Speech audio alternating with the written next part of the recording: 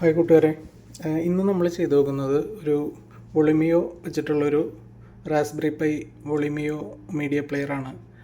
അപ്പോൾ സാധാരണ എല്ലാവരും ചെയ്യുന്നതാണ്, പക്ഷേ എങ്കിലും കുറച്ച് വ്യത്യസ്തമായ രീതിയിൽ നമുക്ക് ഒന്ന് ചെയ്തു നോക്കാം.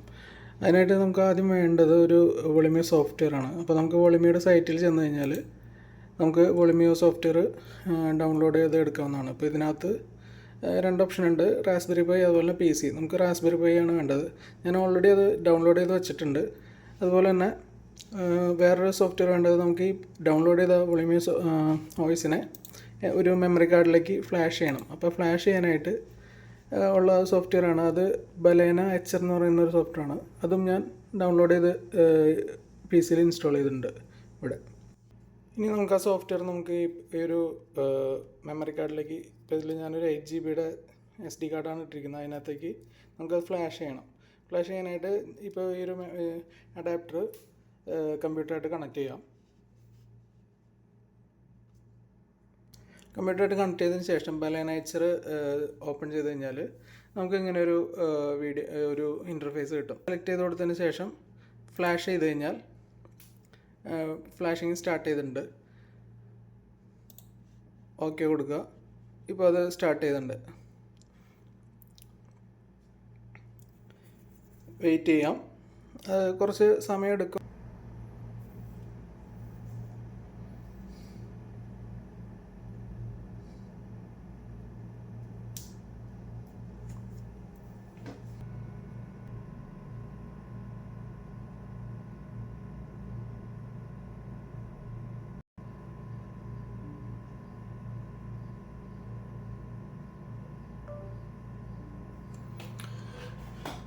അപ്പോൾ ഫ്ലാഷിങ് ഫിനിഷ് ആയിട്ടുണ്ട്. ഇനി നമുക്ക് ഇത് ക്ലോസ് ചെയ്തതിന് ശേഷം മെമ്മറി കാർഡ് നമുക്ക് ഇതിൽ നിന്ന് റിമൂവ് ചെയ്യാം. ഇതിപ്പോൾ ചെയ്യുന്ന രീതി എന്ന് പറഞ്ഞു കഴിഞ്ഞാൽ ആർക്കും ചെയ്യാവുന്നൊരു കാര്യമേ ഉള്ളൂ. കാരണം കമ്പ്യൂട്ടർ ചെറുതായിട്ട് അറിയുന്ന ഈ ഇങ്ങനത്തെ ഉള്ള കേബിൾ കണക്റ്റേഴ്സൊക്കെ കണ്ടാൽ മനസ്സിലാവുന്ന ആർക്കും ചെയ്യാവുന്ന ഒരു പ്രൊജക്റ്റാണിത്. ഈ ഒരു മെമ്മറി കാർഡിലേക്ക് നമ്മൾ ഫ്ലാഷ് ചെയ്തിട്ടുണ്ട്. ഇനി ഇത് നമ്മൾ റാസ്ബെറി പൈയിലേക്ക് ഇൻസെർട്ട് ചെയ്യാണ് ചെയ്യാൻ പോകുന്നത്. അതിനായിട്ട് ഞാനിവിടെ എടുത്തിരിക്കുന്നത് റാസ്ബെറി പൈ 4 ആണ്. റാസ്ബെറി പൈ 4 വിത്ത് ഒരു മെറ്റൽ അലുമിനിയം കേസാണ്. ഇതാണ് മെമ്മറി കാർഡ് ഇൻസെർട്ട് ചെയ്യാനുള്ള സ്ലോട്ട്. നമുക്ക് ഇതിലേക്ക് മെമ്മറി കാർഡ് ഇൻസെർട്ട് ചെയ്യാം. ഞാനിവിടെ എടുത്തിരിക്കുന്ന ഒരു 8GB മെമ്മറി കാർഡാണ്.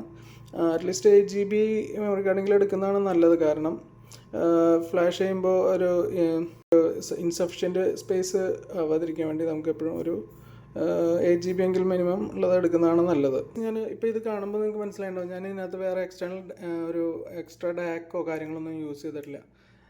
ഈ ഒരു കേസ് ഉപയോഗിക്കണമെങ്കിൽ അങ്ങനെ ഒരു ഡാക്ക് നമുക്ക് യൂസ് ചെയ്യാൻ പറ്റില്ല. അപ്പോൾ ഞാൻ ഈ കേസ് ഉപയോഗിക്കാനുള്ള കാരണം എന്ന് പറഞ്ഞാൽ ഇതൊരു അലുമിനിയം കേസാണ്, മെറ്റൽ അലുമിനിയം കേസാണ്. അപ്പോൾ ഹീറ്റ് നന്നായിട്ട് ഡെസിപ്പേറ്റ് ചെയ്യുന്നുണ്ട്. അത് ഇപ്പോൾ നമ്മൾ AC വയ്ക്കാത്ത റൂമിലൊക്കെ ആണെന്നുണ്ടെങ്കിൽ ഇത് ഉപകാരപ്പെടുമായിരിക്കും. കാരണം ഹീറ്റ് അത്യാവശ്യം ഹീറ്റ് ജനറേറ്റ് ചെയ്യും റാസ്ബെറി പൈയിൽ. അപ്പോൾ അത് ഡെസിപ്പേറ്റ് ചെയ്ത് പോകാനായിട്ട് ഒരു മെറ്റൽ കേസ് ഉള്ളത് നല്ലതാണ്. ഇതിൻ്റെ തന്നെ ഒരു ഫാനുള്ള ടൈപ്പുണ്ട്. ഫാനുള്ള ടൈപ്പ് വയ്ക്കുമ്പോൾ എന്താ പ്രശ്നം എന്ന് വെച്ചാൽ അതിൻ്റെ ഒരു എക്സ്ട്രാ നോയ്സ് കൂടി ഉണ്ടാകുന്നുണ്ട്. അപ്പോൾ ഞാൻ ചൂസ് ചെയ്ത് ഇതാണ്. കുറച്ചും കൂടി കൂളിങ് എഫക്റ്റീവായിട്ട് വേണമെന്നുള്ളവർക്ക് ഫാൻ ടൈപ്പും ഉപയോഗിക്കാം. ഇത് ഹീറ്റ് ഡെസിപ്പേഷൻ മാത്രമല്ല, ഇത് ഈ ഒരു ബോർഡിന് കംപ്ലീറ്റ് പ്രൊട്ടക്ഷനാണ്. ഇതിപ്പോൾ നമുക്ക് ട്രാവൽ ചെയ്യുമ്പോൾ ഇങ്ങനെ തന്നെ എടുത്ത് ബാഗിലിട്ട് കൊണ്ടുപോയാലൊന്നും ഒരു കുഴപ്പമില്ല. ഇതാണ് അതിൻ്റെ ഒരു ഇത് വാങ്ങിക്കാനുള്ള ലിങ്ക് വേണമെങ്കിൽ ഞാൻ ഡിസ്ക്രിപ്ഷനിൽ ആഡ് ചെയ്തേക്കാം. ഈ ഒരു റാസ്ബെറി പൈ നമുക്ക് കണക്ഷൻസ് കൊടുക്കാം. അപ്പോൾ ഇതിനകത്ത് നിങ്ങൾ എല്ലാവർക്കും ഒരു സംശയം ഉണ്ടാകും, കാരണം അതിൽ ഡാക്ക് യൂസ് ചെയ്യാതെ എങ്ങനെയാണ് മ്യൂസിക് ഒരു high quality hi fi music play ചെയ്യാൻ പോകുന്നതെന്ന്. ഇതിൽ ഞാൻ ഉപയോഗിക്കാൻ പോകുന്ന ഒരു ഡാക്ക് എന്ന് പറഞ്ഞു കഴിഞ്ഞാൽ ഒരു USB ഡാക്കാണ്. USB ഡാക്ക് ഉപയോഗിക്കാനുള്ള കാരണം എന്താണെന്ന് വെച്ച് കഴിഞ്ഞാൽ ഇതിപ്പോൾ ഒരു റാസ്ബെറി പൈ, അതായത് ഒരു സിംഗിൾ ബോർഡ് കമ്പ്യൂട്ടറാണ് ഇത്. ഇനി പിന്നീട് നമുക്ക് ഈ റാസ്ബെറി പൈ ഉപയോഗിച്ച് പല പ്രോജക്റ്റുകളും ചെയ്യാം. അപ്പോൾ കുറച്ച് നാൾ കഴിയുമ്പോൾ നമുക്ക് ഈ ഒരു മീഡിയ പ്ലെയർ മാറ്റി വേറെ എന്തെങ്കിലും പ്രോജക്റ്റിന് ഈ ഒരു ബോർഡ് യൂസ് ചെയ്യണം, ഈ ഒരു റാസ്ബെറി പൈ യൂസ് ചെയ്യണമെന്നുണ്ടെങ്കിൽ ഇപ്പോൾ നമ്മൾ പ്രോജക്റ്റിൽ കാണുന്ന ഡാക്കുകൾ യൂസ് ചെയ്ത് കഴിഞ്ഞാൽ പിന്നെ ആ ഒരു ഡാക്ക് നമുക്ക് വേറൊന്നിനും യൂസ് ചെയ്യാൻ പറ്റാത്തൊരു സാഹചര്യം ഉണ്ടാവും. നേരെ മറിച്ച് USB ഡാക്ക് ആണെങ്കിൽ നമുക്ക് ആ USB ഡാക്ക് നമുക്ക് കമ്പ്യൂട്ടറായിട്ട് കണക്ട് ചെയ്യാം, റാസ്ബെറി പൈ ആയിട്ട് കണക്ട് ചെയ്യാം. ചില USB ഡാക്കുകൾ മൊബൈലുമായിട്ടും കണക്ട് ചെയ്യാം.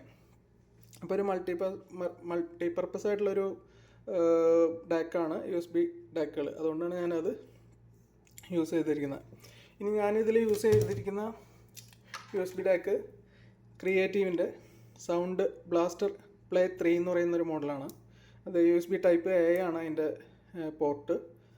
ഇത് നല്ലൊരു പെർഫോമൻസ് ഉള്ളൊരു കുഴപ്പമില്ലാത്തൊരു ഡാക്കാണ്. ഇതിൻ്റെ തന്നെ വേറെ മോഡലുകളുണ്ട്. സൗണ്ട് ബ്ലാസ്റ്ററിൻ്റെ തന്നെ ഇത് USB ടൈപ്പ് C വരുന്നുണ്ട്. പക്ഷെ ഞാനിത് ചൂസ് ചെയ്യാൻ കാരണം എന്ന് പറഞ്ഞാൽ ഇതിനകത്ത് ഓൾറെഡി A ടൈപ്പാണ് വരുന്നത്. അപ്പോൾ ഒരു കൺവെർട്ടർ ആവശ്യമില്ലാതെ തന്നെ നമുക്ക് ഡയറക്റ്റ് ഇതിലേക്ക് കണക്ട് ചെയ്യാം. അതുകൊണ്ടാണ് ഞാൻ പ്ലേ 3 യൂസ് ചെയ്തത്. ഇനി നമുക്ക് ഇത് കണക്ഷനെല്ലാം കൊടുത്തതിന് ശേഷം ഒന്ന് പ്ലേ ചെയ്ത് നോക്കാം. ഇപ്പോൾ ഫസ്റ്റായിട്ട് നമ്മൾ ബൂട്ട് ചെയ്യുന്ന സമയത്ത് നമ്മൾ വോളിമിയോ റാസ്ബെറി പൈ പവർ കൊടുത്തിട്ടുണ്ട്. അതുപോലെ തന്നെ നമ്മുടെ ഡാക്ക് കണക്ട് ചെയ്തിട്ടുണ്ട്. പിന്നെ ഒരു USB ഡ്രൈവും കണക്ട് ചെയ്തിട്ടുണ്ട്. ഇത് ഓണായി വരുമ്പോൾ ഈ റാസ്ബെറി പൈക്ക് ഓൾറെഡി ഒരു ഇൻബിൽറ്റ് ആയിട്ടൊരു വൈഫൈ ഉണ്ട്. അപ്പോൾ അതായിട്ട് നമ്മൾ കണക്ട് ചെയ്യണം. അതിൽ എങ്ങനെയാണെന്ന് വെച്ച് കഴിഞ്ഞാൽ ഇപ്പോൾ നമ്മൾ വൈഫൈ എടുത്തു കഴിഞ്ഞാൽ വോളിമിയോ എന്ന് പറഞ്ഞൊരു നെറ്റ്വർക്ക് കാണാൻ പറ്റും. അതിൽ സൈൻ ഇൻ ആവുക, അതിൽ കണക്റ്റ് ആവുക. അതിന് ശേഷം നമ്മൾ ആപ്പ് ഓപ്പൺ ചെയ്ത് കഴിഞ്ഞാൽ ഇതിലേക്ക് കണക്റ്റ് ആയിക്കോളും. അപ്പോൾ നമുക്ക് ഇത് സെറ്റിങ്സൊക്കെ കൊടുക്കാം. ലാംഗ്വേജ് സെലക്ട് ചെയ്യാം. അതിന് ശേഷം നെക്സ്റ്റ് അടിക്കുക.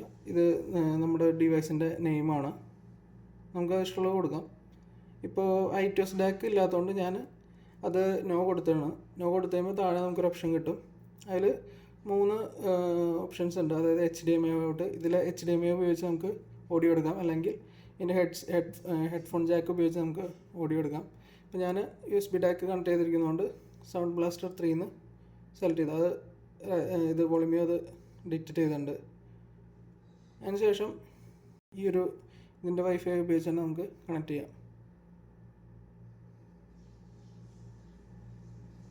നമുക്ക് ഓട്ടോമാറ്റിക്കായിട്ട് ഇതിൻ്റെ OS അപ്ഡേറ്റ് ആണെങ്കിൽ അതിവിടെ ഓപ്ഷൻ കൊടുക്കാം. യെസ് ഓൺ കൊടുത്തു കഴിഞ്ഞാൽ നെറ്റ്വർക്കായിട്ട് കണക്ട് ചെയ്ത് കഴിഞ്ഞാൽ ഓട്ടോമാറ്റിക്കായിട്ട് പുതിയ സോഫ്റ്റ്വെയർ വെർഷൻ റിലീസ് ആയി കഴിഞ്ഞാൽ അത് ഓട്ടോമാറ്റിക്കായിട്ട് അപ്ഡേറ്റ് ആയിക്കോളും. ഡൺ കൊടുക്കാം. ഇപ്പോൾ